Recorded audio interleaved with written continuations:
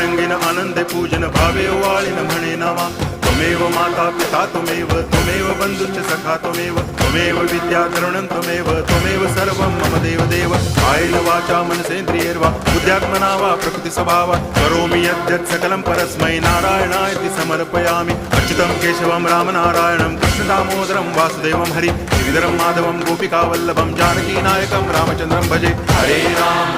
Ram